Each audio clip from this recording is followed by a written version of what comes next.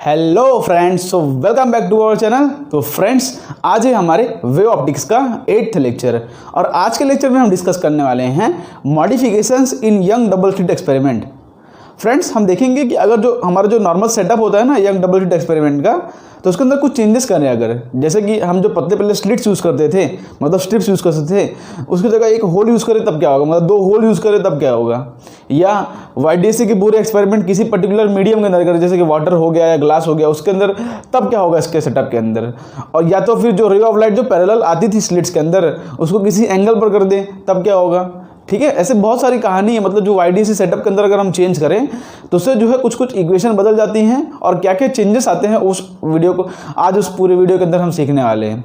तो कॉन्सेप्ट को note down करो, क्वेश्चन आज उसको पॉज करके ट्राई करो। तो इतना इन्फॉर्मेशन के साथ शुरू करते हैं अपना लेक्चर।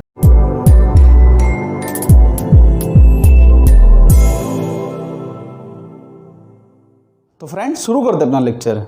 तो सबसे पहले हम समझते हैं कि भाई पहले क्या यूज़ करते थे हम। आपको पता है कि YDC एक्सपेरिमेंट के अंदर हम इस तरह के पतले पतले स्लिट्स यूज़ करते थे। ठीक है, इस तरह से पतले पतले स्लिट्स यूज़ करते थे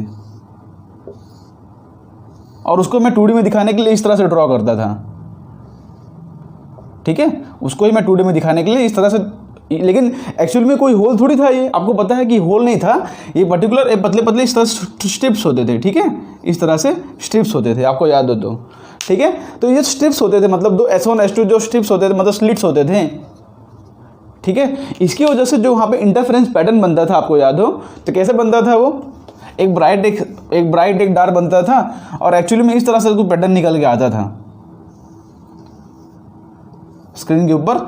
यहाँ पे बीच में एग्जैक्टली सेंट्रल ब्राइट बनता है, बीच में एग्जैक्टली क्या बनता है, सेंट्रल ब्राइट। फिर उसके बाद यहाँ पे डार्क बनता है, फिर से यहाँ पे ब्राइट बनेगा। ठीक है, फिर डार्क बनेगा। इसी तरह से यहाँ पैटर्न बनता था, आपको याद हो तो। ठीक है, तो ब्राइट डार्क पैटर्न बनते थे और ये जो फ्रिंजेस बनते थे कैसे बनते थे, स्ट्रेट फ्रिंजेस। कैसे बनते थे, straight.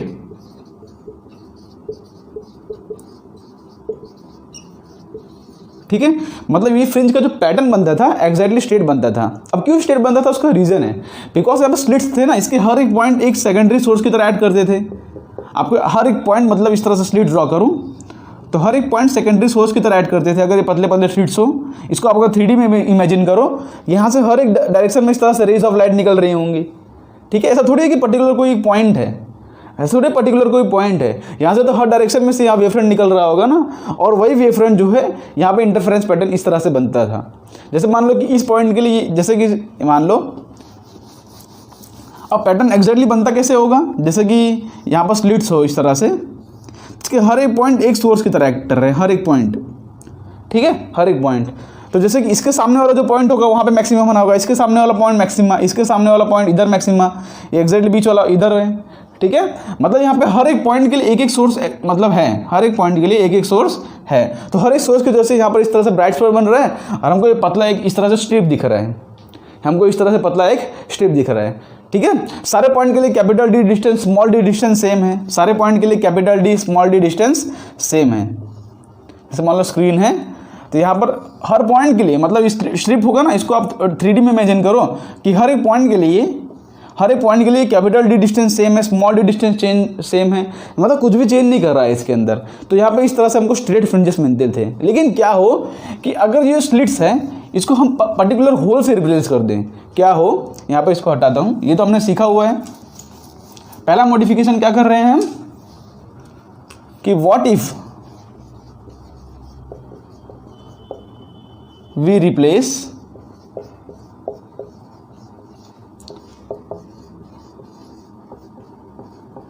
The slits by pin holes, मतलब बहुत छोटे छोटे होल्स। ठीक है, अगर हम स्लिट्स को पिन होल से रिप्लेस कर दें तब किस तरह से इंटरफेरेंस पैटर्न बनेगा। ठीक है, तब किस तरह से इंटरफेरेंस पैटर्न बनेगा, मतलब समझ रहे हो, ये हमारा स्लिट्स है, ऐसा स्लिट्स है। इसको आप देखो 2D 3D में इमेजिन करो, इसको हम जो है इस तरह से पर्टिकुलर होल में इमेजिन करें, मतलब यहाँ पे मैं 2 होल कर दूँ सिर्फ, बस। अब इसी होल में से ले ऑफ लाइट पास कर रहा होगा, मतलब पूरा इस तरह से स्क्रीन नहीं है। अब यहाँ पर समझ लो सिर्फ 2 ही पॉइंट सोर्स बच गए, एक ये सोर्स और एक ये सोर्स, बस। अब इसी दो सोर्स में से लाइट निकल सकती है। अब यहाँ पर जो सोर्स थे, ये देखो ये वाले पॉइंट यहाँ पे गायब हो गए, यहाँ पे ये वाले पॉइंट गायब हो गए।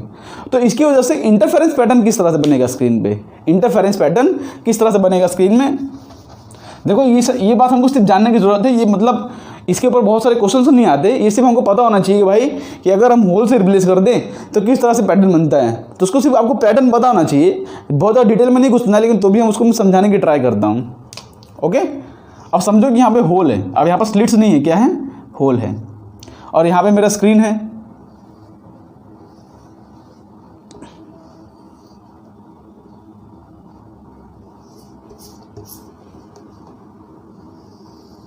ठीक है, तो स्क्रीन में किस तरह से पैटर्न बनेगा इस होल्स की वजह से। ओके, अच्छा एग्जैक्टली बीच में, मतलब यहाँ पे जो बीच वाला पॉइंट है, इधर तो सेंट्रल ब्राइट ही बनेगा। क्यों पता है भाई, होल में से जो रे ऑफ लाइट आएंगे उनका पाथ डिफरेंस 0 होगा, तो एग्जैक्टली बीच में तो स्ट्रेट ही फ्रिंज बनेगा, एग्जैक्टली बीचों बीच में,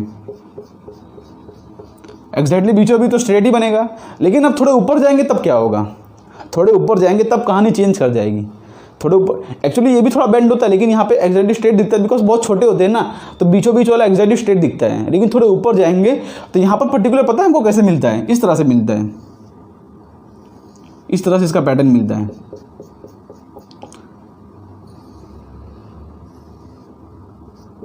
ठीक है, इस तरह से हमको पैटर्न देखने को मिलता है।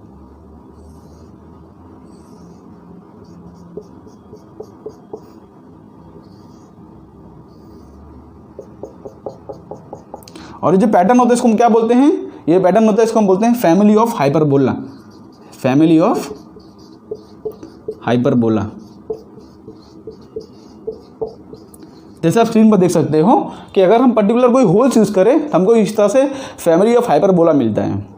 लेकिन ये कैसे मिलता है, आपके इसका देखो इतना रीज़न जानने की जरूरत नहीं है, लेकिन थोड़ा बहुत ट्राई करता हूँ समझाने के लिए। देखो हमको पता है कि जो डेल्टा एक्स का फॉर्मूला है हमारे पास, डेल्टा एक्स क्या होता है, हमको पता है कि n लेमड़ा होता है या तो 2n-1 λ/2 होता है। मतलब डेल्टा एक्स का फॉर्मूला होता है, जैसे मान लो d sin theta, path difference जो होता है d sin थीटा होता है, और हम sin थीटा को क्या लिखते हैं, d इंटू y/d, है ना। sin थीटा को approximately equal to tan theta, और उसको हम d इंटू y/d लिखते हैं इस तरह से। मतलब जो पार्ट डिफरेंस है ना, किसी क्वांटिटी पर डिपेंड कर रहा है, d, y और कैपिटल D पर। सिंपली देखो ध्यान से कि यहाँ पर स्लिट्स के बीच में डिस्टेंस तो चेंज नहीं कर रहा है, मतलब यहाँ पर d मेरा कांस्टेंट है, d मेरा कांस्टेंट है। अब बच्चे रहे कि मेरा y डिस्टेंस और कैपिटल D डिस्टेंस। y क्या है, जैसे मान लो स्क्रीन है मेरा, तो यहाँ से कोई सोर्स आया, यहाँ से आया, तो ये जो डिस्टेंस होता है मेरा सेंटर ऑफ राइट से, ये मेरा y होता है, ये क्या होता है, मेरा y है। अब हमको पता है कि भाई अगर हम कोई मतलब पैटर्न बना रहे हैं तो उसके हर एक पॉइंट पर पार्ट डिफरेंस कांस्टेंट होता है, हर एक पॉइंट पर पार्ट डिफरेंस कांस्टेंट। ये बात से आप एग्री करते हो कि नहीं भाई। यहाँ पे डेल्टा एक्स इक्वल, यहाँ पे सेंटर ब्राइट क्यों बना, क्योंकि यहाँ पे हर एक पॉइंट पर डेल्टा एक्स इक्वल टू 0 है। उस हिसाब से ये फर्स्ट ब्राइट जो बना है, यहाँ पे हर एक पॉइंट पे delta x equal to n lambda होगा, तभी तो यहाँ तीसरा बन रहा है। मतलब जो फ्रिंज का पैटर्न होता है उसके हर एक पॉइंट पर अपना पार्ट डिफरेंस जो है कांस्टेंट होता है। तो बस इसी को लेके अपनी कहानी हम चलेंगे। अब देखो हमको जो है पार्ट डिफरेंस ये है ना, इसको कांस्टेंट लेके चलना है। हमको पता है d तो कांस्टेंट है, लेकिन y और d इसमें कांस्टेंट नहीं है। y और d कांस्टेंट इसलिए नहीं है क्योंकि हम यहाँ पर पॉइंट सोर्स यूज़ कर रहे हैं। अभी आपको थोड़ा 3D में इमेजिन करो, मान लो मेरे पास इस तरह से एक कार्डबोर्ड है, ठीक है, उसमें पर्टिकुलर 2 होल कर दे रहा हूँ। इस तरह से कार्डबोर्ड है और यहाँ पे मेरे पास स्क्रीन है इस तरह से, और यहाँ पे कार्डबोर्ड है, उसमें 2 पर्टिकुलर होल कर दे रहा हूँ। जैसे मान लो ये देखो, तो इसमें मैंने एक होल यहाँ पे कर दिया, एक होल यहाँ पे कर दिया, ओके, और सामने स्क्रीन रखा है।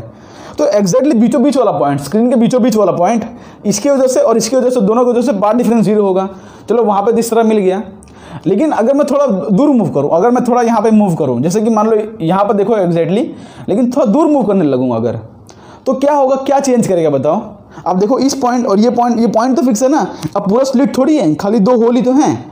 तो अगर थोड़ा दूर मूव करूँगा, मतलब थोड़ा इस तरफ मूव करूँ, देखो एग्जैक्टली बीच में तो मिल गया, लेकिन थोड़ा इस तरफ मूव करूँ, अगर थोड़ा उसके राइट में मूव करूँ, तो क्या होगा, हमारा जो डी है वो इंक्रीज कर रहा है। इसको अब कैसे हम समझाऊं आपको, देखो यहाँ पे 2D में इमेजिन करो, अपना जो डी है ना, कैपिटल डी, ये distance between screen and slits, ये डिस्टेंस एग्जैक्टली बीचों बीच के लिए सेम है। लेकिन यहाँ पे इस पॉइंट पे जाएंगे ना, अगर हम इस पॉइंट पे अगर हम जा रहे हैं तो हमारा कैपिटल डी जो है इंक्रीज कर रहा है। तो अगर हमको पार्ट डिफरेंस कांस्टेंट रखना है तो कैपिटल डी जो हमारा इंक्रीज कर रहा है, कैपिटल जी हमारा जो इंक्रीज कर रहा है, उसको काउंटर करने के लिए हमको क्या करना पड़ेगा, उसको काउंटर करने के लिए हमको वाई भी इंक्रीज करना पड़ेगा। क्योंकि कैपिटल डी इंक्रीज करेंगे तो वाई अगर इंक्रीज करेंगे तभी ओवरऑल क्वांटिटी जो है कांस्टेंट रहेगी। भाई ये अगर इंक्रीज कर गया तब तो डेल्टा डिक्रीज कर जाएगा ना, इसलिए हम वाई भी इंक्रीज कर देंगे, जिससे क्या है कि हमारा डी जो है कांस्टेंट रहा, और इसलिए जो है थोड़ा ऊपर उठ जाता है यहाँ पे, इसलिए जो है यहाँ पे ये थोड़ा ऊपर उठ जा रहा है, देख रहे हो, ऊपर उठ गया। क्यों उठ गया पता है? क्योंकि इस पॉइंट पर डी इंक्रीज कर गया। अब डी इंक्रीज कर गया तो हम वाई भी इंक्रीज करना पड़ेगा, मतलब थोड़ा ऊपर जाना पड़ेगा, तभी तो जो है पार्ट डिफरेंस कांस्टेंट रहेगा। अब इसको इमेजिन करो कि 2 पॉइंट सोर्स यहाँ पे हैं और अलग अलग पॉइंट पे निकाल के देखो आप, इसको आप स्प्लिट मत समझना, इसको सिर्फ 2 पॉइंट सोर्स समझो। तो बीचों बीच में तो दोनों का पार्ट डिफरेंस सेम, लेकिन थोड़ा इस तरफ गए तो देखो पूछ का 5 का डिफरेंस आ गया। समझ रहे हो कहानी क्या हो रहा है? लेकिन जब स्प्लिट यूज करते थे तो हर एक पॉइंट पर पार्ट डिफरेंस 0 होता था, हर एक पॉइंट पर। उस हिसाब से जब फर्स्ट मैक्सिमा की बात करें तो हर एक पॉइंट पर delta x equal to N lambda होता था। लेकिन यहाँ पर ऐसा नहीं हो रहा है, यहाँ पर हमारे पास सिर्फ 2 ही सोर्सेस हैं, या तो बोलो 2 ही पॉइंट सोर्स है, और उसकी वजह से ये कहानी बन रही है।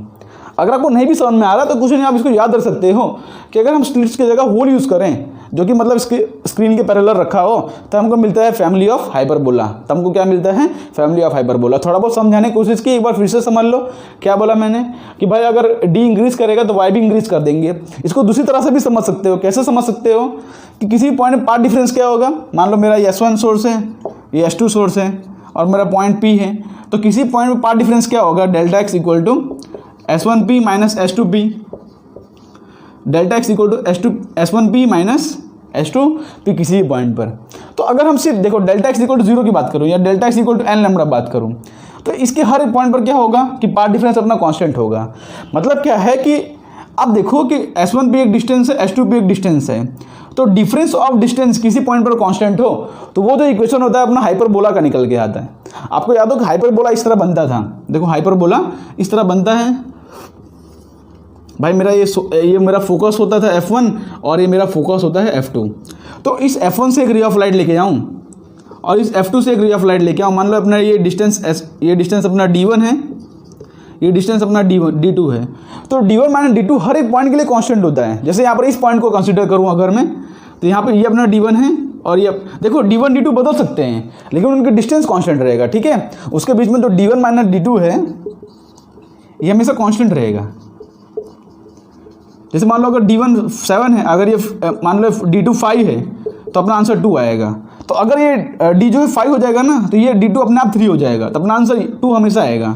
मतलब D1 और D2 बदल सकते हैं, D1 और D2 बदल सकते हैं, जैसे यहाँ पे D और Y बदल सकता है, लेकिन उसका जो ओवरऑल आंसर आएगा डेल्टा एक्स वो हमेशा कांस्टेंट रहेगा, ठीक है। Difference of the distance is constant. उसको इस तरह का जो लोकस बनता है उसको हम बोलते हैं हाइपरबोलास, ठीक है। ये S1 S2 समझ लो इसकी फोकाई है, S1 और S2 समझ लो इसको फोकाई है। तो उससे जो रे ऑफ लाइट आ रही है इसके हर एक पॉइंट पर जो है कांस्टेंट बना रही है और इसलिए हमको हाइपरबोला मिलता है इस तरह से। इसको जो है हमने इस तरह से ड्रॉ किया है, family of hyperbolas, okay. Because F1 F2 क्या हो गए? फोकस।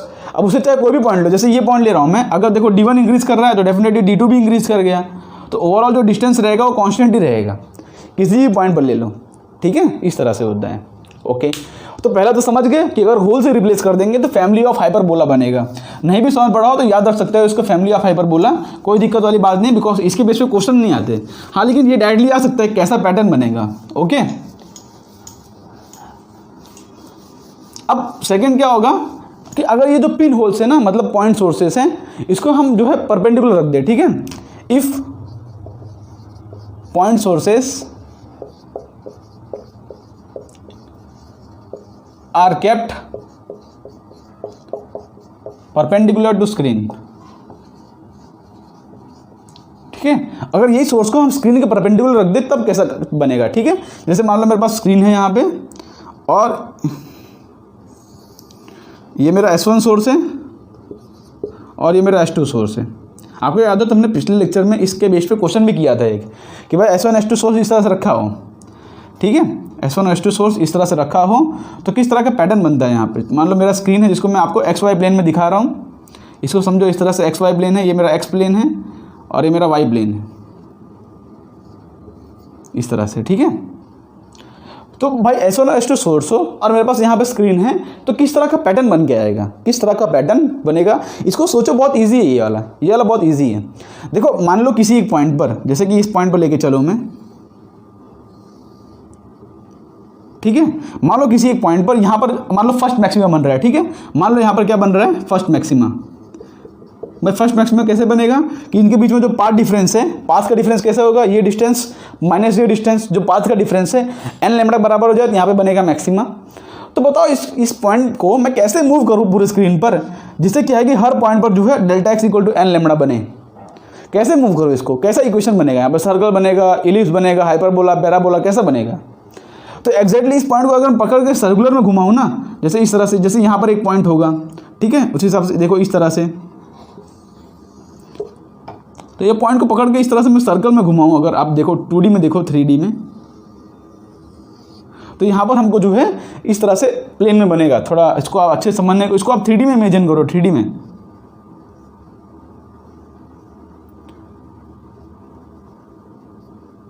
देख रहे हो कि पॉइंट को पकड़ के अगर पूरी स्क्रीन में इस तरह से घुमा दूं, हमको इस तरह से क्या बनता है, हमको इस तरह से सर्कल बनता है, ठीक है। मतलब फर्स्ट मैक्सिमा जहां बनेगा तो इसके सर्कल के हर एक पॉइंट पर आप खुद ही समझो कि सर्कल का एक ही पॉइंट, मतलब यहाँ पे इसको इस तरह स्क्रीन पे इमेजिन करो, स्क्रीन पे, तो सर्कल का हर एक पॉइंट यहाँ पे डिस्टेंस क्या रहेगा, इसके बीच में कांस्टेंट, मतलब पाथ डिफरेंस जो रहेगा वो कांस्टेंट रहेगा, समझ रहे हो ना। बट अगर यहाँ पे पाथ डिफरेंस एन लैम्बडा, तो ये पूरे पॉइंट पर पाथ डिफरेंस एन लैम्बडा होगा।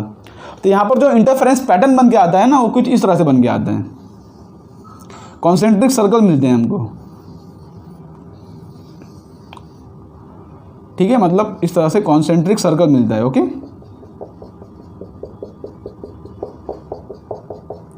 यहाँ बीच में सेंटर ब्राइट बना होगा, उसके बाद यहाँ पे इस तरह से हमको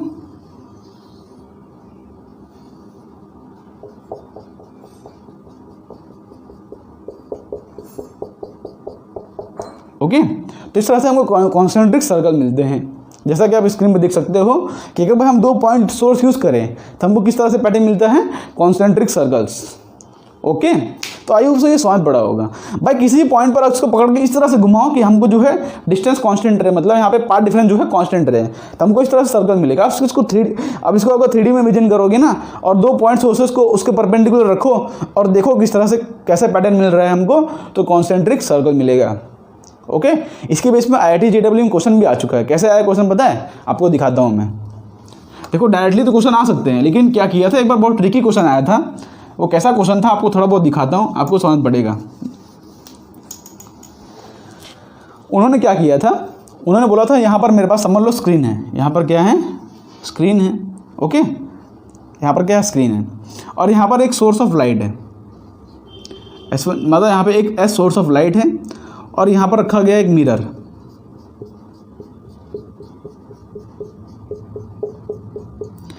ठीक है, यहाँ पर रखा गया है एक मिरर।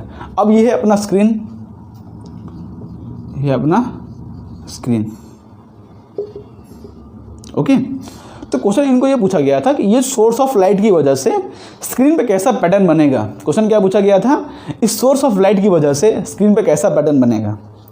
तो यहाँ पर आपको एक कॉन्सेप्ट समझाता हूँ कि अगर आपके पास एक सोर्स ऑफ लाइट हो ना, उसको भी आप YDSC में यूज़ करके आप उसको 2 सोर्स ऑफ लाइट में कन्वर्ट कर सकते हो। कैसे, जैसे हमने एक बार, आपको याद हो, हमने जब हम लेक्चर्स कर रहे थे उसके अंदर हमने वो किया था रैपिड फायर राउंड, उसके अंदर हमने क्वेश्चन भी किया था इस तरह से कि भाई ऐसा है यहाँ पे, तो इसकी वजह से इमेज जो बनेगा उसका इमेज यहाँ बनेगा S'।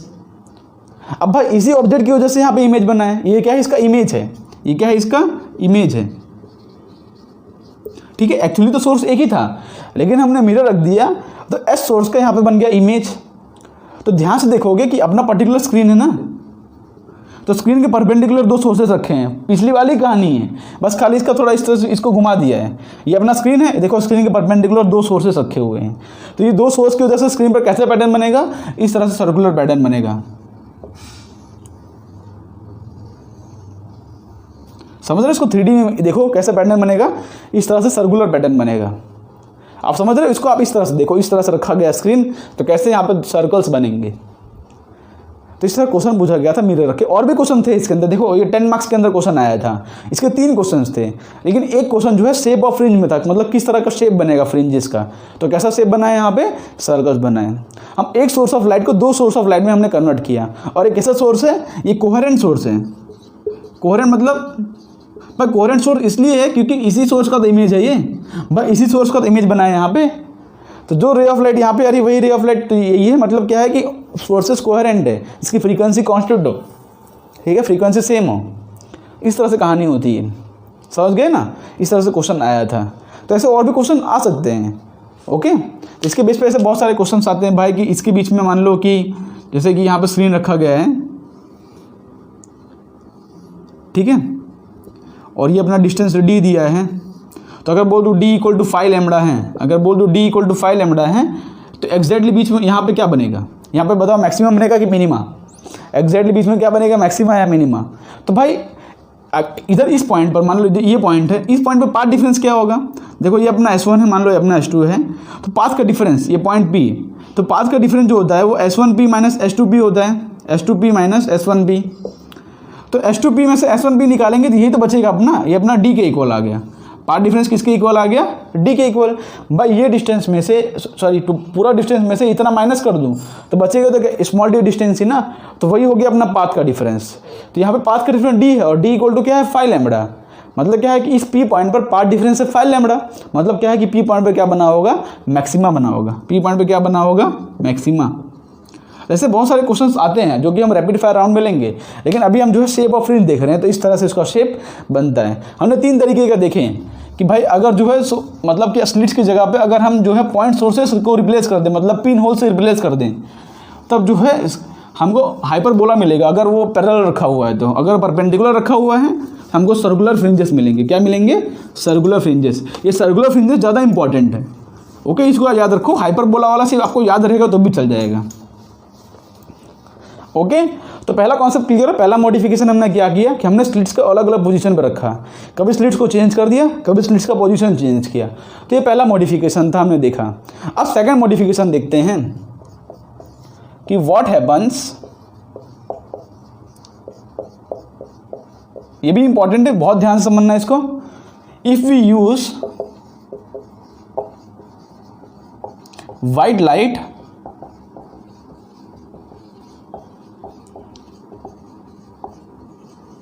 Instead of monochromatic light.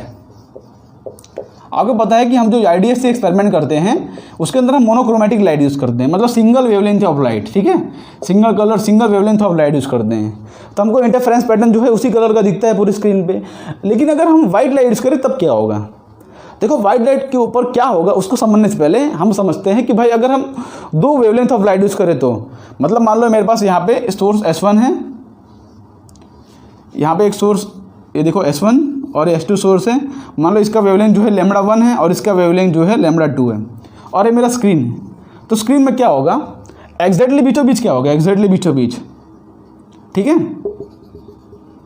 देखो इसका वेवलेंथ अलग है, इसका वेवलेंथ अलग है। हमको पता है जो पाथ डिफरेंस होता है delta x N lambda 2n - 1 वो डिपेंड करता है लैम्बडा पर। वो क्या डिपेंड करता है, लैम्बडा पर।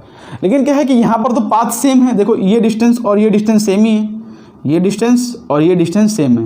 मतलब एग्जैक्टली बीच में तो क्या बनेगा भाई, ये λ1 है और ये λ2 है, जो भी वेवलेंथ हो, लेकिन एग्जैक्टली बीच में तो सेंट्रल ब्राइट ही बनेगा, ठीक है। क्या बनेगा, सेंट्रल ब्राइट।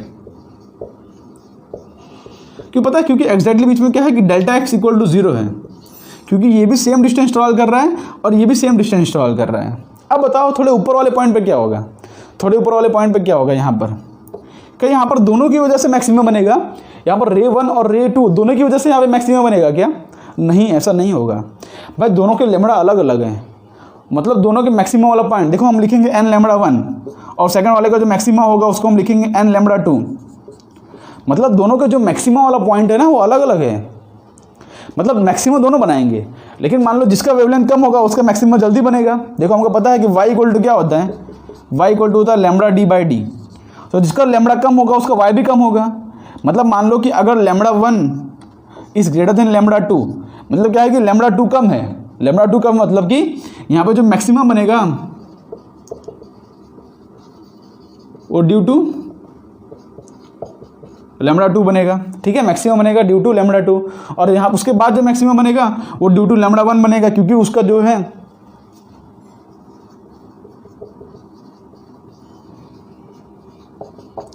ठीक है। बस समझ रहे, वेवलेंथ ऑफ लाइट पे डिपेंड कर रहा है कि मैक्सिमा कहाँ बन रहा है दोनों का, उस हिसाब से मिनिमा भी चेंज करता जाएगा।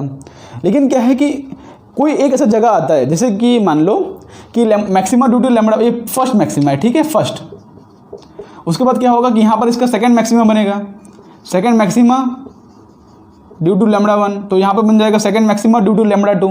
लेकिन ये डिस्टेंस अगर कम होता गया, एक पॉइंट पर क्या होगा कि दोनों कोइंसाइड कर जाएंगे। जैसे एग्जांपल मान लो किसी पॉइंट पर, इस पॉइंट पर फोर्थ मैक्सिमा बना, फोर्थ मैक्सिमा ऑफ लैम्बडा 1, क्योंकि लैम्बडा 1 क्या है, लैम्बडा 1 ज़्यादा है। लेकिन इसी पॉइंट पर फिफ्थ मैक्सिमा बना लैम्बडा 2 का। देखो अपने को पता है लैम्बडा 1 ज़्यादा है, तो इसी पॉइंट पर, जिस पॉइंट पर फोर्थ मैक्सिमम बन रहा है, उसी पॉइंट पर इसका फिफ्थ मैक्सिमम बन रहा है। तो ऐसे भी क्वेश्चंस आते हैं कि अगर हम दो रे ऑफ लाइट यूज़ करें तो कौन से पॉइंट पर वो कोइंसाइड करेंगे, उसके लिए भी हम इक्वेशन लिखते थे। कैसे लिखते थे हम कि मैक्सिमा की बात करूं तो n लैम्बडा 1 इक्वल टू हम n लैम्बडा 2 करते थे, n1 lambda 1 equal to n2 lambda 2, ठीक है, n1 lambda 1 into n2 lambda 2। तो यहाँ पर क्या है कि फोर्थ मैक्सिमम बन रहा है, तो 4 into lambda 1 equal to 5 into lambda 2, इस तरह से हम करते थे। और उसके ऊपर से हम लैम्बडा 1 लैम्बडा 2 का रेशियो निकाल सकते हैं। ओके, मतलब मेरे कहने का मतलब इतना ही है कि जहाँ पर ये दोनों के, अब देखो मेरी बात सुनो, कि जहाँ पर दोनों कोइंसाइड करेंगे, मतलब जहाँ पर दोनों के ब्राइट फ्रिंजेस कोइंसाइड करेंगे। अब थोड़ा लिखता हूँ, क्या लिख रहा हूँ, जहाँ पर दोनों के ब्राइट फ्रिंजेस कोइंसाइड करेंगे वहाँ पर कंप्लीट ब्राइट बनेगा। जहाँ पर दोनों के ब्राइट फ्रिंजेस क्या लिख रहा हूँ, वहाँ जहाँ पर दोनों के वेवलेंथ कोइंसाइड करेंगे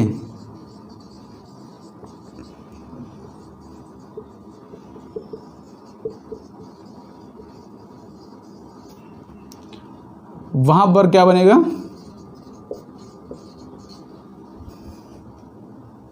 वेवलेंथ जगह पर लिख दो पाथ डिफरेंस, क्योंकि n लैम्बडा होता है ना।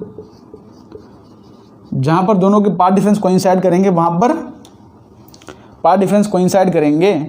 पर जो है कंप्लीट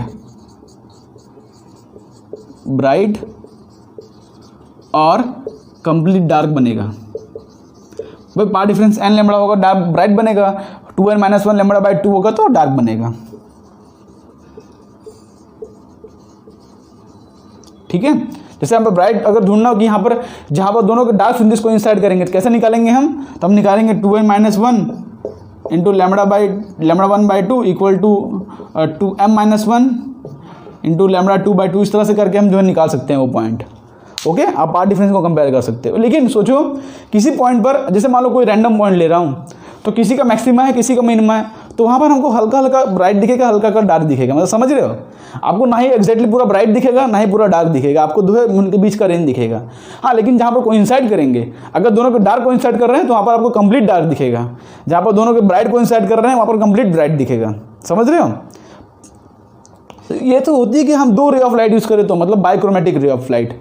लेकिन सोचो अगर हम वाइट लाइट यूज़ करें तब क्या होगा, अगर हम वाइट लाइट यूज़ करें तब क्या होगा। अब इंपॉर्टेंट कहानी, अब देखो ध्यान से, इसको समझना जरूरी था अगर वाइट लाइट को समझने के लिए। कि मान लो मेरे पास इस तरह से स्क्रीन है, सॉरी यहाँ पर स्लिट्स हैं और ये स्क्रीन है। ओके, अब यहाँ पर मैं क्या लेके आ रहा हूँ, वाइट लाइट।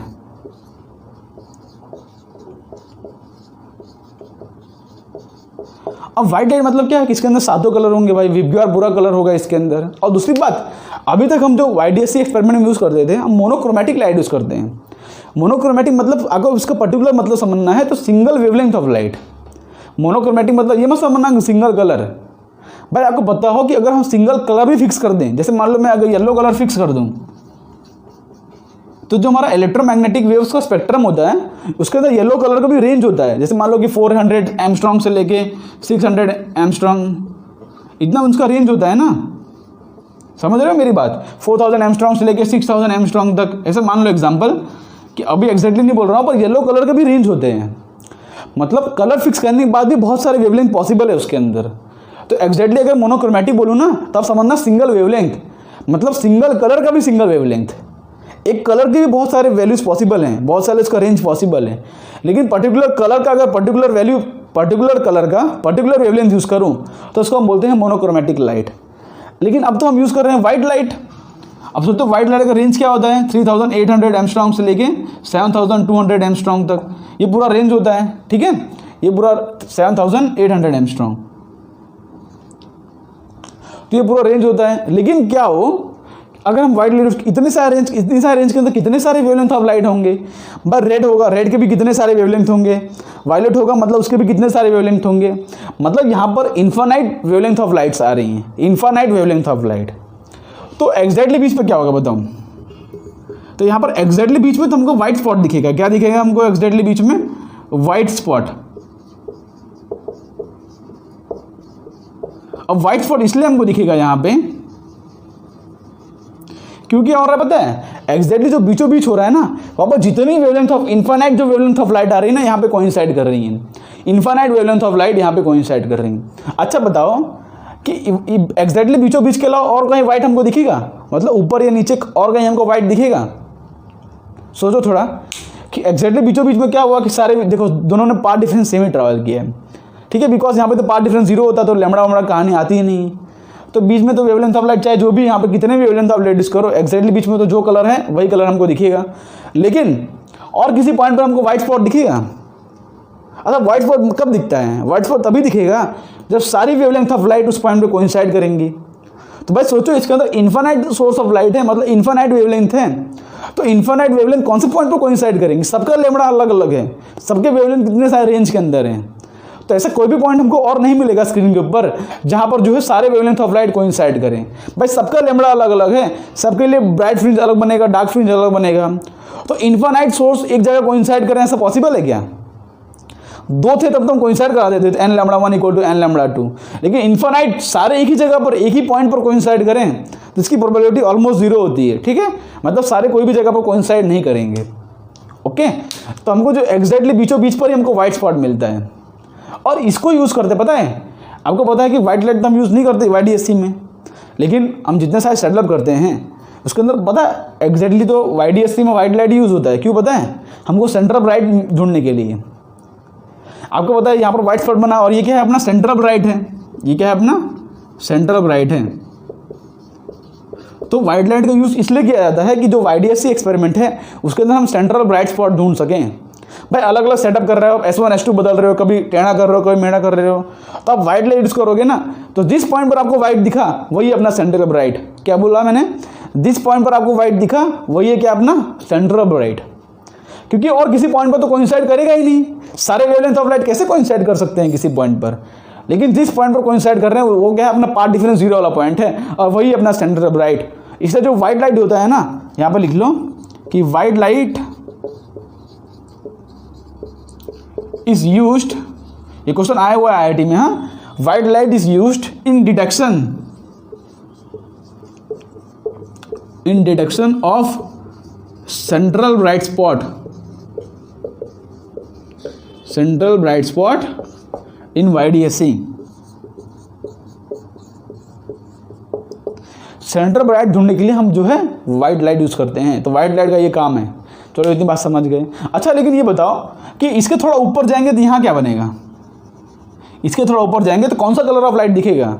आपको पता है कि व्हाइट लाइट के अंदर 7 कलर ऑफ लाइट होते हैं वीप की ओर, ठीक है। सबका वेवलेंथ अलग होता है। रेड का जो वेवलेंथ होता है मैक्सिमम होता है और वायलेट का जो वेवलेंथ होता है मिनिमम होता है, ठीक है। ये हमको बात पता है। तो एग्जैक्टली मतलब कि व्हाइट लाइट के सबसे ऊपर तो बताओ पहले डार्क बनेगा कि ब्राइट बनेगा? आपको पता है कि सबसे पहले डार्क आता है फिर ब्राइट आता है। फर्स्ट डार्क आएगा, उसके बाद आएगा फर्स्ट ब्राइट।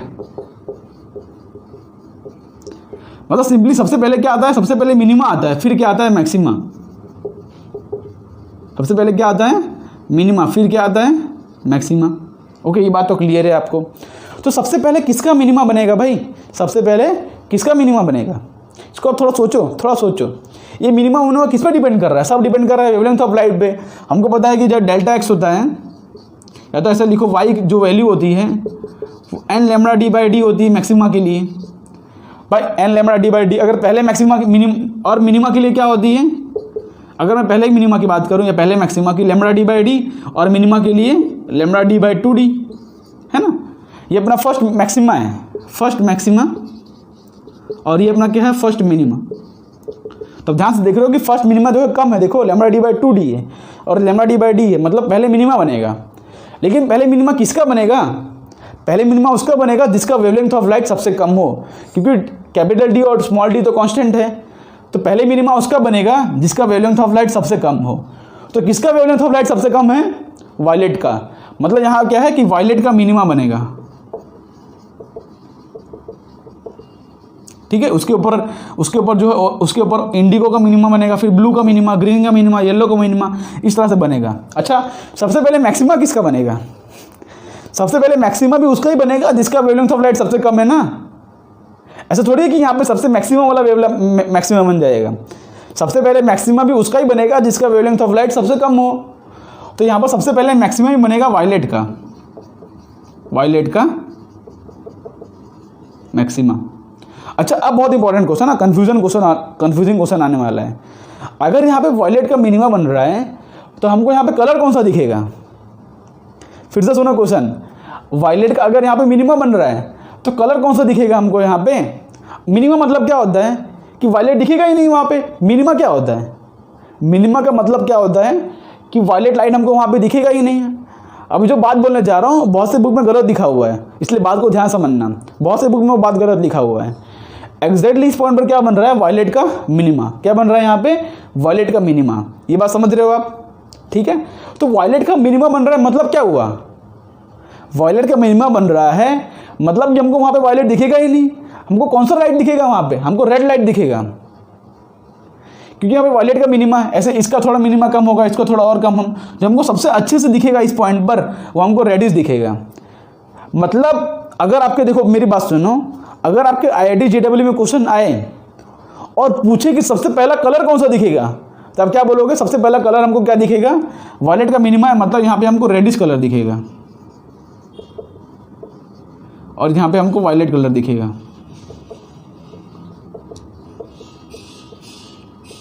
ये बात अच्छे समझो। वायलेट का मिनिमा मतलब वायलेट तो दिखेगा ही ना, हमको कौन सा कलर दिखेगा? हमको रेडिश कलर दिखेगा।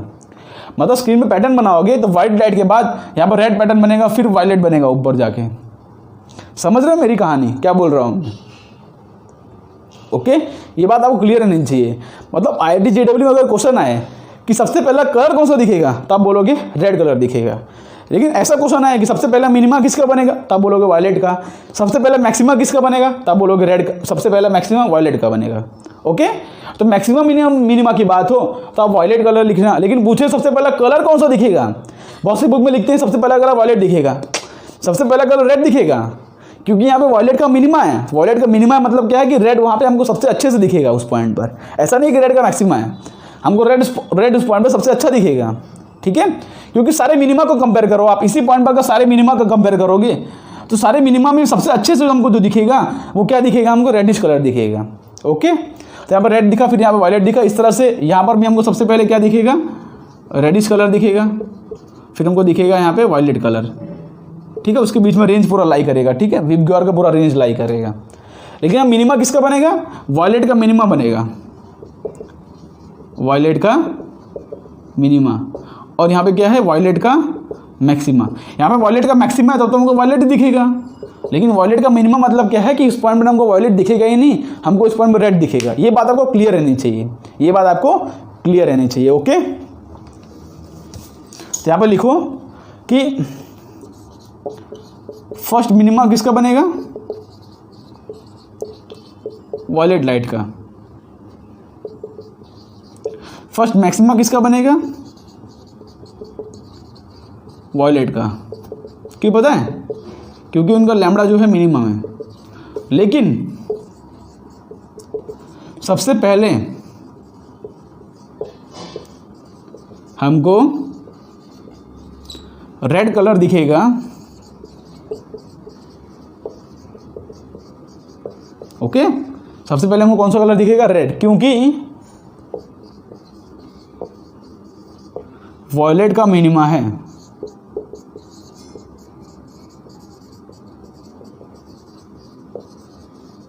ओके, तो ये बात आपको क्लियर है जी। वाइट लाइट यूज करने का काम क्या है? वाइट लाइट डिटेक्ट करने का भी काम आता है। White light is use in detection of central bright spot in wide ऐसे एक्सपेरिमेंट। ओके, और सबसे पहले हमको दिखेगा वायलेट का मिनिमा और उसके बाद हमको दिखेगा वायलेट का मैक्सिमा। कलर सबसे पहले हमको रेड दिखेगा, उसके बाद जो है अलग अलग कलर, फिर हमको वायलेट दिखेगा। ओके, इस तरह से कहानी होगी। चलो फिर इसको अब रफ करता हूँ। आई होप सो इसको समझ पड़ गया होगा। तो वाइट मतलब IIT जेडल में क्वेश्चन आया कि सबसे पहले मिनिमा किसका बनेगा, तो वॉयलेट का। मैक्सिमा कैसे किसका बनेगा सबसे पहले, तो वॉयलेट का। कलर कौन सा सबसे पहले दिखेगा, तो आप बोलोगे रेड कलर। ओके चलो, ये हमने दूसरा मॉडिफिकेशन किया, कैसे वाइट लाइट यूज़ करें YDSC एक्सपेरिमेंट में, तब कहानी क्या होगी। और तीसरा मॉडिफिकेशन हम करते हैं कि अगर भाई हम ऑब्लिक इंसिडेंस करें, मतलब कि अगर हम इंसिडेंट मतलब कि जो रे ऑफ लाइट है उसको पर्टिकुलर किसी एंगल पर डालें, तब क्या होगा। देखो समझाता हूँ। अभी तक हम क्या यूज़ करते थे, आपको याद हो कि हमारे पास इस तरह से स्क्रीन होता है, और हम क्या करते थे कि यहाँ से एक सोर्स ऑफ लाइट लेते थे और यहाँ पर एक लेंस डाल देते थे। आपको पता हो अगर मैंने आपको समझाया हो तो। और जिस तरह से रे ऑफ लाइट पैरेलल होके जाती थी और एग्जैक्टली बीच में यहाँ पे बनता था सेंटर ब्राइट, और हमको यहाँ पे मस्त मस्त पैटर्न दिखता था। हमको यहाँ पे क्या दिखता था, मस्त मस्त पैटर्न, ठीक है, ब्राइट डार्क पैटर्न दिखता था। वो कैसे दिखता था भाई, अगर ठीक है पाथ डिफरेंस n लैम्डा बराबर हो तो मैक्सिमा पाथ डिफरेंस, ठीक है। मतलब यहाँ पर ये S1 सोर्स है, S2 सोर्स है, यहाँ पर रे ऑफ लाइट साथ साथ चल रहे हैं, मतलब पहले से कोई फेस का डिफरेंस नहीं है, मतलब पहले से कोई भी फेस का डिफरेंस नहीं है, पहले से दोनों साथ साथ में चल रहे हैं और एक ही सोर्स से आए हैं, तो कोहेरेंट है। अभी तो हम क्या, कोहेरेंट एंड कोहेरेंट, या तो लिख दो coherent with no phase difference. अभी तक हम ये कहानी यूज़ करते थे YDSC में कि भाई इस तरह से रे ऑफ लाइट आती थी और इस तरह से S1 S2 से जो रे ऑफ लाइट जाती थी वो पैरेलल होती थी। और क्या है कि यहाँ पे पैरेलल है रे ऑफ लाइट, तो दोनों साथ साथ में ट्रैवल कर रहे हैं क्योंकि सेम सोर्स ऑफ लाइट से निकले हुए हैं, साथ साथ से ट्रैवल कर रहे हैं। देखो S को क्या करते हैं पता है, हम लेंस के फोकस पर रख देते हैं, तो फोकस से कोई रे ऑफ लाइट जाएगी तो लेंस में टकरा के पैरेलल हो जाती है और इस तरह से हमको मस्त मस्त इंटरफेरेंस पैटर्न दिखता है। लेकिन अब ऑब्लिक इंसिडेंस की बात करते हैं, ऑब्लिक इंसिडेंस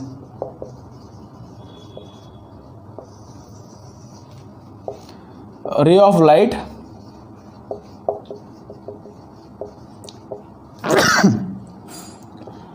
को किसी एंगल पर इंसिडेंट किया,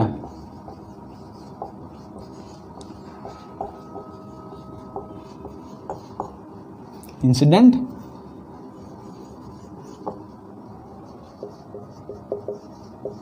किया, ओके, तब कहानी क्या होगी। डिफरेंस समझ रहे हो कहानी का। अभी तो हमने ऐसे यूज करते हैं, लेकिन अब क्या कर रहे हैं पता है, चलो इसको रफ कर देता हूँ। अब हम क्या करेंगे, हमारे पास यहाँ पे सोर्स ऑफ लाइट हो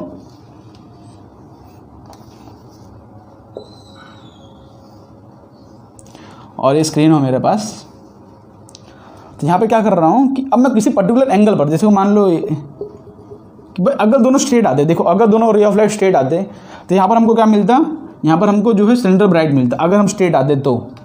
लेकिन अगर किसी पर्टिकुलर एंगल पर डाल दूँ तो यहाँ पर क्या होगा, इस तरह से अगर कोई एंगल पर है रे ऑफ लाइट, देखो इस तरह से,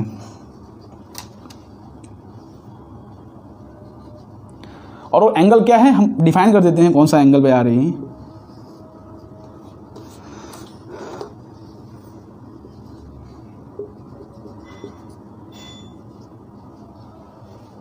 ठीक है, मान लो जो एंगल है वो थीटा नॉट है, जो एंगल है वो थीटा नॉट, मान के चल रहे हैं जो थीटा नॉट है स्मॉल है, थीटा नॉट क्या है स्मॉल है।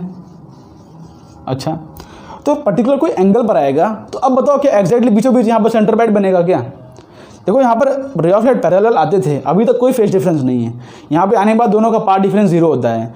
लेकिन हम पर्टिकुलर कोई एंगल पर डाल दें ना, तो ध्यान से देखो रे ऑफ लाइट साथ में चल रहे हैं, साथ में चल रहे हैं, साथ में चल रहे हैं। यहाँ पर रे ऑफ लाइट यहाँ तक साथ में चले, अगर यहाँ पे परपेंडिकुलर ड्रॉप करूँ इस तरह से,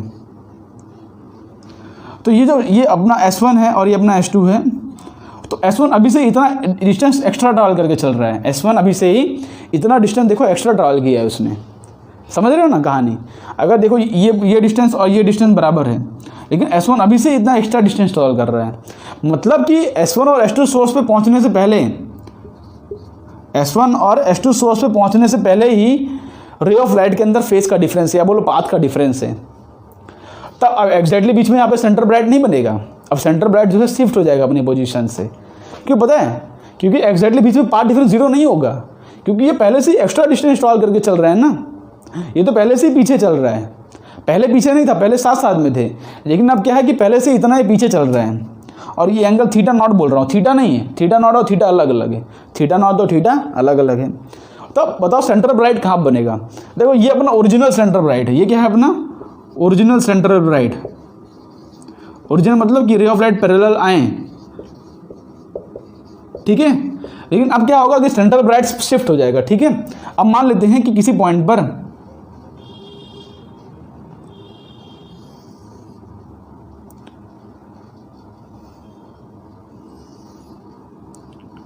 मान लो मेरा पॉइंट बी है,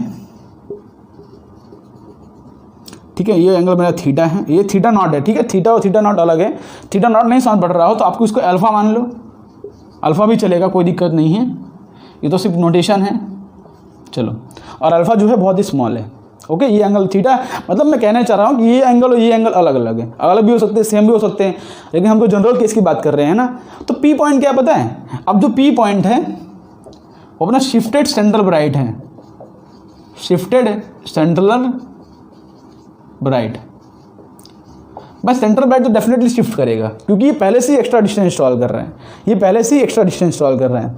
देखो यहाँ पर इस पॉइंट पे पाथ डिफरेंस कैसा आता था, हम यहाँ पर ड्रॉप करते थे परपेंडिकुलर ड्रॉप, और भाई ये थीटा होता था, ये भी अपना थीटा आता था, तो ये अपना डी साइन थीटा आ रहा है।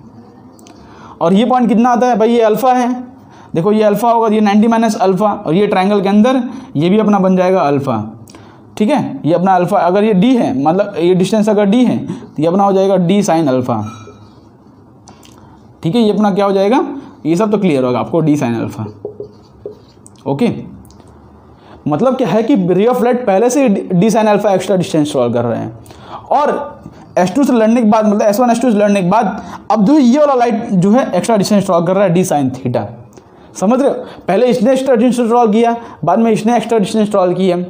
तो जब दोनों के एक्स्ट्रा डिस्टेंस बराबर हो जाएंगे, या तो बोलो पाथ डिफरेंस कितना आएगा इस पॉइंट पर, पाथ डिफरेंस कितना आएगा, पाथ डिफरेंस कितना आएगा, D sine alpha minus d sine theta, D sine alpha minus d sine theta. किसी पॉइंट पर पाथ डिफरेंस कितना आएगा, D sine alpha minus d sine theta, यही तो आएगा। सो तो इस पॉइंट पर देखो, इसने पहले से इतना एक्स्ट्रा पाथ डिफरेंस है, ओके। और उसके बाद ये एक्स्ट्रा पाथ डिफरेंस इंस्टॉल कर रहे हैं, तो दोनों का पाथ का डिफरेंस, बाकी डिस्टेंस तो सेम है, डिस्टेंस फर्क सिर्फ इतने पॉइंट पे आ रहा है, तो d sine alpha minus d sine theta ये हो जाएगा अपना पाथ का डिफरेंस। तो एग्जैक्टली अगर हमको सेंट्रल ब्राइट ढूंढना हो, अगर हमको सेंट्रल ब्राइट ढूंढना हो तो हम क्या करेंगे कि delta x equal to 0 put करेंगे, और d sine alpha minus d sine theta, तो यहाँ से क्या हो जाएगा कि d sine theta is equal to d sine alpha, यहाँ से डी कैंसिल, तो sine theta is equal to sine alpha.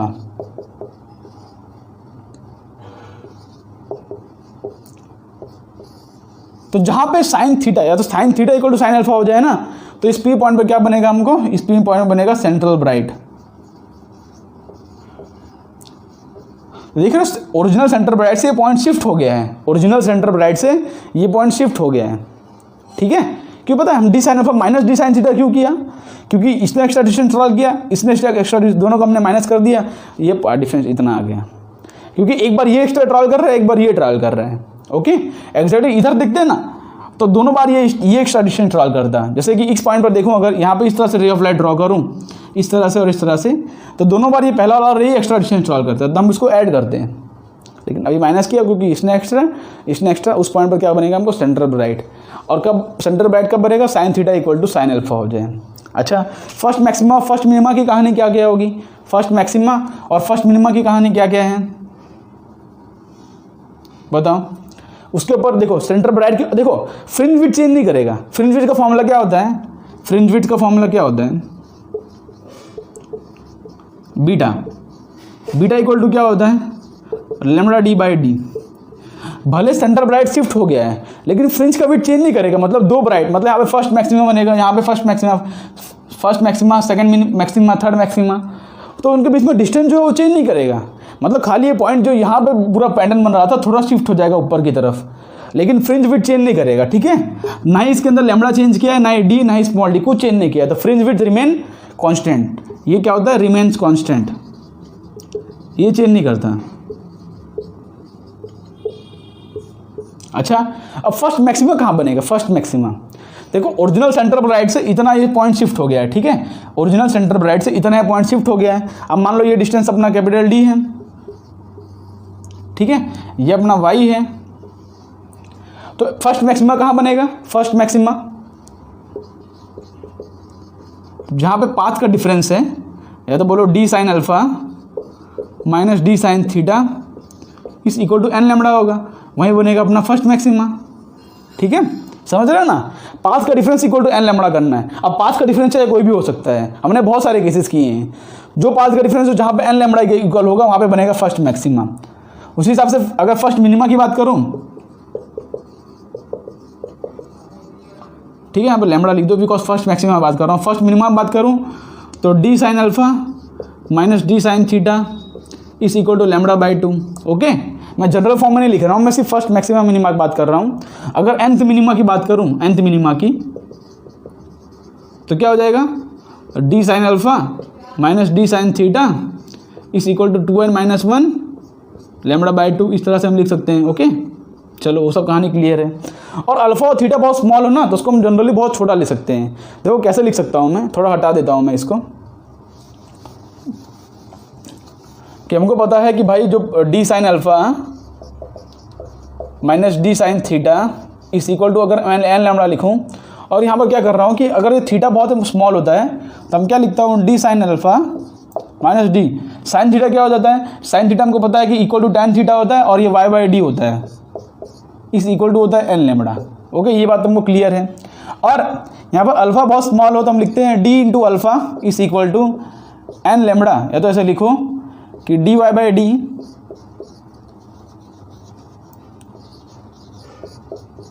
Plus n lambda. Okay, तो हम ये कहानी लिख सकते हैं। ओके, तो ये अपना पाथ, तो यहाँ पे क्या हुआ, अल्फा डी अल्फा,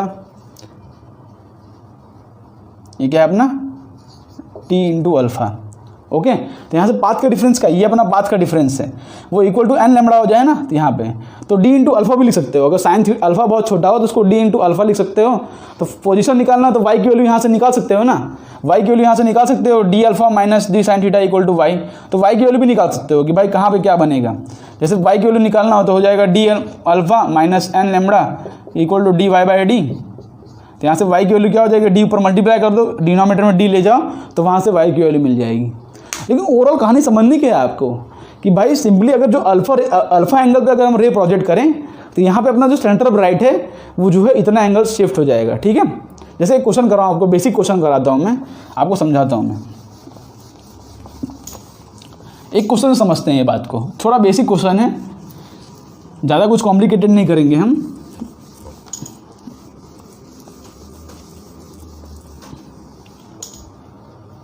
ओके, मान लो मेरे पास यहाँ पे रे ऑफ लाइट है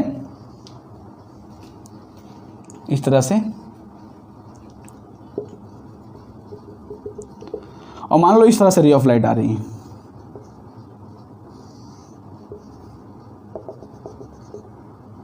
ठीक है, ये एंगल हमको दिया है मान लो 2 डिग्री। ठीक है, उसमें जो एंगल होता है हमको रेडियन में रखना होता है। ठीक है, उसमें जो एंगल होता है अल्फा अगर बहुत छोटा है उसका रेडियन, यहाँ पे मान लो हमको 2 डिग्री दिया हुआ है। ठीक है, ये एंगल, और ये अपना S1 सोर्स ऑफ लाइट है,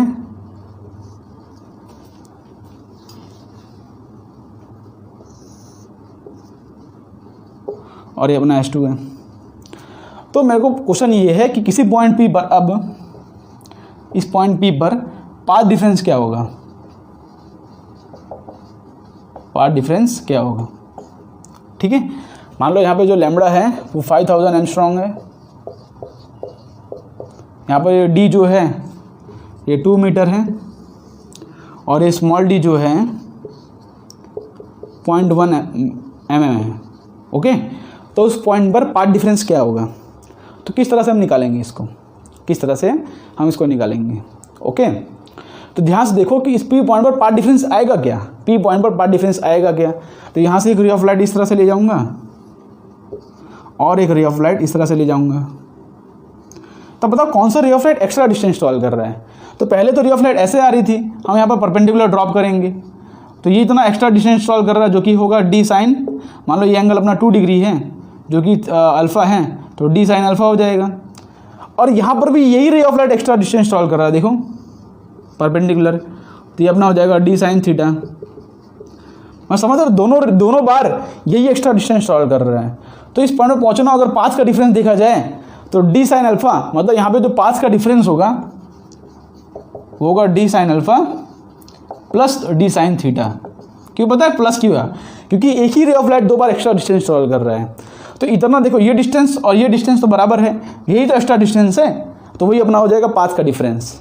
ओके, सारी वैल्यू हमको पता है। अल्फा बहुत छोटा डिग्री है, तो अल्फा बहुत छोटा हो तो sine alpha is approximately equal to alpha. तो यहाँ पर डेल्टा एक्स इक्वल टू हो जाएगा डी अल्फा प्लस डी, और साइन थीटा हो जाएगा अप्रॉक्सीमेटली इक्वल थीटा। अगर हमको थीटा नहीं दिया तो हमको वाई दिया होगा, हमको थीटा नहीं दिया तो वाई दिया होगा। ठीक है, ओके। तो यहाँ पर लिख सकता हूँ d y by capital d. हमको ये वाई पॉइंट देना चाहिए था, उस वाई पॉइंट से हम जो है पार्ट डिफरेंस निकाल सकते हैं। मान लो इस वाई जो है हमको डिस्टेंस दिया हो, ये कोई भी डिस्टेंस दिया हो सकता है हमको, मान लो वाई हमको दिया हो चलो 18 mm। ओके, हम निकाल लो डेल्टा एक्स की वैल्यू क्या है, सब वैल्यू दी है। आपको याद हो कि अल्फा जो है ना, यहाँ पर ध्यान रखना कि alpha should be in radian, degree मत रख देना डायरेक्टली 2। तो क्या हो जाएगा delta x equal to d की वैल्यू कितनी है 0.1 mm, तो 0.1 इंटू 10⁻³ इंटू अल्फा कितना है 2 डिग्री। अल्फा 2 डिग्री, हमको उसको रेडियन में करना पड़ेगा। हमको क्या करना पड़ेगा उसको रेडियन में, तो 2 इंटू 3.14 अपॉन 180। ठीक है, हमने उसको रेडियन में कर दिया, plus d y by d. D की वैल्यू क्या है 0.1 इंटू 10⁻³ वाई की वैल्यू कितनी है 18 mm, 18 into 10⁻³ upon capital D की वैल्यू कितनी है 2 मीटर। तो बस इसको सॉल्व करके अपना आंसर आ जाएगा। ओके, बस सिंपली मैं कॉन्सेप्ट समझाना चाहता हूँ कि इस तरह से रे ऑफ लाइट इस पॉइंट में पूछा गया, तो दोनों बार यही रे of light extra distance travel कर रहा है, तो वही हो जाएगा अपना पाथ डिफरेंस। फ्रिंज विड्थ पूछे तो वो तो कांस्टेंट है lambda D by D, fringe width में कोई चेंज नहीं आएगा। ओके, चलो ये अपना तीसरा पॉइंट हो गया। जब ऑब्लिक इंसिडेंस करें तब क्या होगा, देखो इसके बेस पे हम क्वेश्चन करेंगे रैपिड फायर राउंड में, और जब उसके अंदर वेरिएशन हम लाएंगे अलग अलग तो आपको समझ पड़ेगा। ओके, अब चौथा इसके अंदर जो हम मॉडिफिकेशन कर रहे हैं वो है कि इस पूरे एक्सपेरिमेंट को अगर हम कोई पर्टिकुलर मीडियम के अंदर करें, अगर हम YDXC एक्सपेरिमेंट किसी पर्टिकुलर वाटर के अंदर करें, जैसे कोई मीडियम के अंदर करें, तो क्या होगा, if YDSC is performed in medium of refractive index mu। ठीक है, किसी पर्टिकुलर मीडियम के अंदर ट्रैवल कर रहे हैं, मतलब ये जो पूरा एक्सपेरिमेंट हो रहा है ना, ये हमारा S मतलब कि हमारा सोर्स है लाइट, सोर्स ऑफ रे ऑफ लाइट है। ओके, मतलब यहाँ से इस तरह से रे ऑफ लाइट आ रही है, लेकिन यहाँ पर ये जो पूरा मीडियम है, ये पूरा मीडियम जो है, मान लो कोई मीडियम है, ठीक है। ओके, यहाँ पे बीच में ये लाइन है मेरा, तो कब कहानी क्या होगी, मतलब ये जो मीडियम है इसका जो रिफ्रैक्टिव इंडेक्स म्यू है, तब कहानी क्या होगी। अच्छा बताओ, म्यू को हम लाने से किस पर्टिकुलर प्रॉपर्टी पर चेंज कर रहा है। हमको पता है हमारा जो वाई डिस्टेंस है सेंट्रल मैक्सिमा वो लैम्बडा डी बाई डी होता है, और जो मिनिमा होता है वो लैम्बडा डी बाई 2D होता है। मतलब इसी फर्स्ट मैक्सिमा बात कर रहा हूँ, तो किस पर डिपेंड कर रहा है। ध्यान से देखोगे कि यहाँ पर डी वैल्यू, डी डिस्टेंस वो तो कांस्टेंट ही है, ये कैपिटल डी डिस्टेंस ये तो कांस्टेंट ही है, ठीक है, हमको पता है। और हमको पता है किसी मीडियम का, अगर हम किसी मीडियम के अंदर जाते हैं तो स्पीड ऑफ लाइट चेंज कर जाती है ना, किसी मीडियम के अंदर स्पीड ऑफ लाइट चेंज करती है। आपको पता होगा कि हम लिखते थे कि म्यू इक्वल टू यहाँ पर speed of light in vacuum upon speed of light in any medium, ठीक है। तो वैक्यूम के अंदर स्पीड ऑफ लाइट v होता है, किसी मीडियम के अंदर स्पीड ऑफ लाइट v होता है, ठीक है। वैक्यूम के अंदर मान लो किसी मीडियम के अंदर v हो, हम लिखते थे v जो होगा वो c बाई म्यू होगा। मतलब अगर स्पीड ऑफ लाइट एयर के अंदर अगर c हो तो किसी मीडियम के अंदर हो जाएगा c बाई म्यू। मतलब स्पीड जो होता है वो स्पीड डिक्रीजेस इन मीडियम, ये बात तुमको पता है। मतलब किस प्रॉपर्टी पर चेंज कर रहा है यहाँ पे देखो, हमको पता है कि v इक्वल टू होता है एफ लैम्बडा। आपको पता होना चाहिए जो फ्रीक्वेंसी होता है ना, फ्रीक्वेंसी जो होता है हमेशा कांस्टेंट होता है। क्या होता है, फ्रीक्वेंसी हमेशा कांस्टेंट होता है। क्यों? क्योंकि फ्रीक्वेंसी जो है सोर्स ऑफ लाइट पे डिपेंड करती है, कहाँ से रे ऑफ लाइट एमिट हो रही है, तो फ्रीक्वेंसी तो हमेशा कांस्टेंट रहता है। यहाँ पर जो चेंज कर रहा है वो वी चेंज कर रहा है, वी चेंज करने की वजह से यहाँ पर वेवलेंथ ऑफ लाइट चेंज कर जाएगी। यहाँ पर अगर v जो है चेंज कर रहा है, किसी मीडियम के अंदर v क्या हो गया c बाई म्यू, तो वेवलेंथ ऑफ लाइट जो है चेंज कर जाएगी। v is directly proportional to lambda है in medium, in any medium, ठीक है। तो स्पीड ऑफ लाइट हो रहा है वो v बाई म्यू हो रहा है, ठीक है, सॉरी स्पीड ऑफ लाइट क्या हो गया, c by mu is directly proportional to lambda, ठीक है। स्पीड ऑफ लाइट क्या हो गया, c बाई म्यू। मतलब अगर speed of light mu times घट गया है, मतलब speed of light mu time घट गया है, तो जो लैम्बडा डैश आएगा वो भी क्या आ जाएगा, लैम्बडा अपॉन म्यू। बस सिंपली देखो कि v equal to f lambda है, मतलब v जो है लैम्बडा के प्रोपोर्शनल है, तो v अगर म्यू टाइम घटेगा तो लैम्बडा भी म्यू टाइम घट जाएगा। तो लैम्बडा अगर घट जाएगा ना, तो यहाँ पर जो y डिस्टेंस है ये घटेगा, मतलब ये जो हो जाएगा, अब जो हमारा नया y डिस्टेंस आएगा y डैश, वो lambda D upon mu D आएगा, ठीक है, lambda D upon mu D. मतलब किसी मीडियम के अंदर अपना जो y डिस्टेंस है वो म्यू टाइम घट जाएगा, ठीक है, बिकॉज म्यू जो हमेशा 1 से बड़ा होता है, तो y का पोजीशन है वो म्यू टाइम नीचे चला जाएगा। उसी हिसाब से यहाँ पर मिनिमा के अंदर भी यही आएगा, lambda D upon 2 mu D, ठीक है।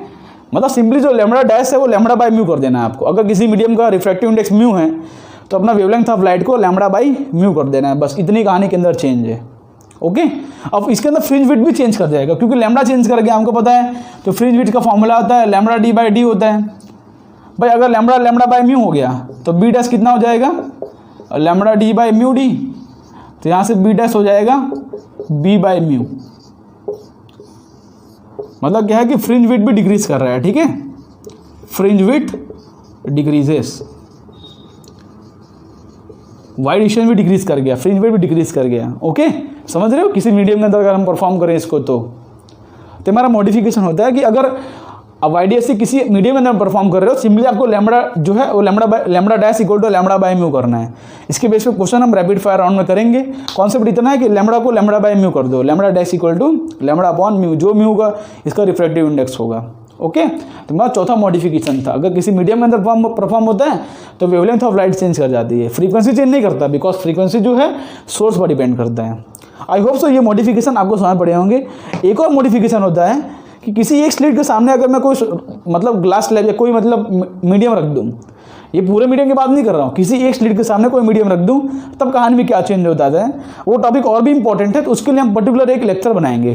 तो आज के लेक्चर के लिए हम ये 4 मॉडिफिकेशन के अंदर इसको रैप अप करते हैं। आज का लेक्चर पूरा थियोरेटिकल था, लेकिन क्वेश्चन सॉल्व करने के लिए पूरा लेक्चर बहुत जरूरी है समझने के लिए। तो आई होप सो आज का लेक्चर समझ पड़ा होगा। अगर समझ पड़ा तो वीडियो को लाइक कर दें। मिलते हैं आपको नेक्स्ट वीडियो में, तब तक के लिए आप पढ़ाई करते रहें। तब तक के लिए बाय बाय।